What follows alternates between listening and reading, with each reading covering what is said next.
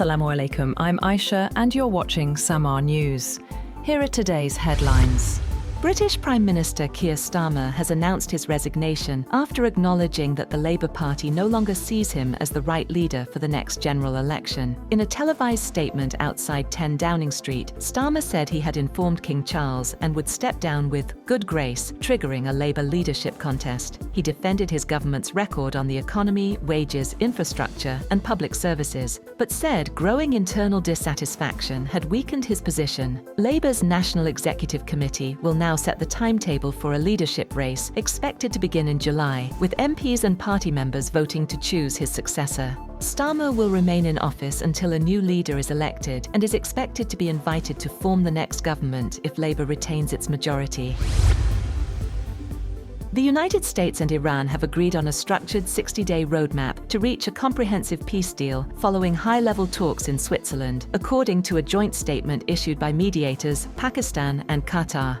The negotiations, held at Bergenstock near Lake Lucerne, brought together US, Iranian, Pakistani, and Qatari officials in what was described as an positive and constructive atmosphere. Both sides agreed to establish a formal process for continued diplomatic engagement. Under the roadmap, a high-level committee and technical working groups will oversee key issues including nuclear arrangements, sanctions, dispute resolution, and implementation of the Islamabad MOU. A direct US-Iran communication channel and a de-escalation mechanism for Lebanon were also established.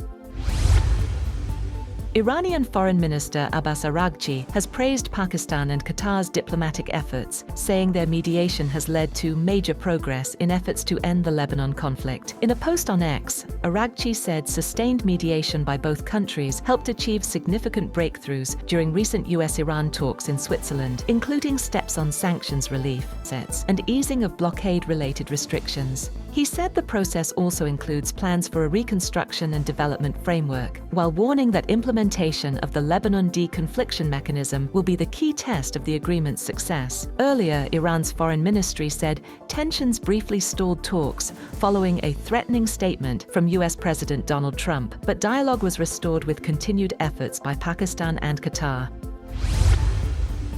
Global oil prices declined after US-Iran talks concluded in Switzerland, easing concerns over supply disruptions and geopolitical tensions. Brent crude fell $1.53, or 1.90%, to $79.04 per barrel, after briefly touching $82.30 earlier in the session. US West Texas Intermediate, WTI, also eased to $76.53 per barrel ahead of contract expiry. Markets reacted to signals of improved supply prospects, including reported export waivers for Iran and expectations of higher output from other producers. Analysts said the talks reduced immediate fears over disruptions in key shipping routes, such as the Strait of Hormuz, though long-term uncertainty remains.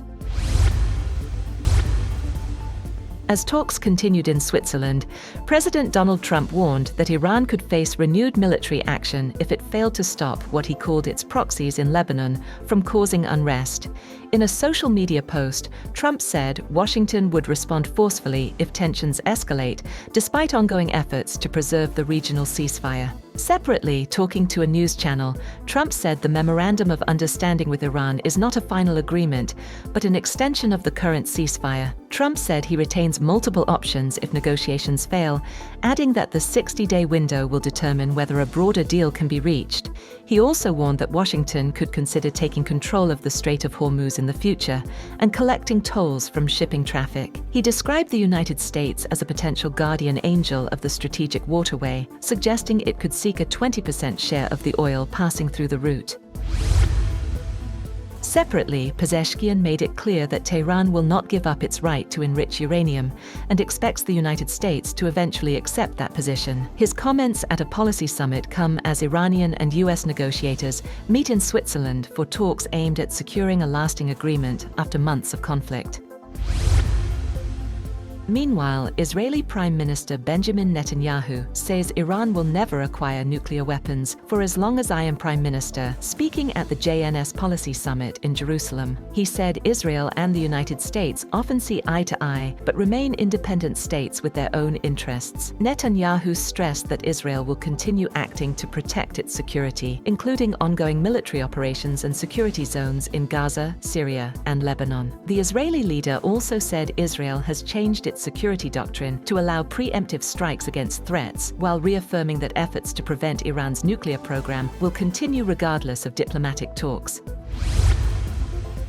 Meanwhile, Hezbollah leader Naim Qassem has said that the group will respond to any Israeli violation of the ceasefire and insisted that Israel will not remain in Lebanon. His remarks come as Israeli officials maintain their forces can continue operations against perceived threats, despite the truce that took effect on Friday.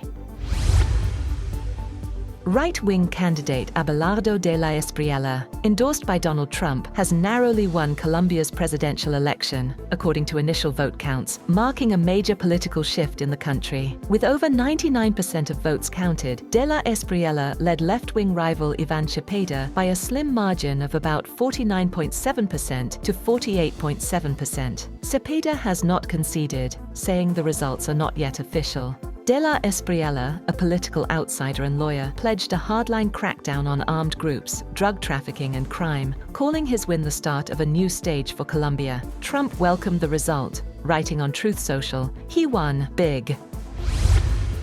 That's all for now. For more updates, visit www.samaa.tv. Thank you for watching Samaa News.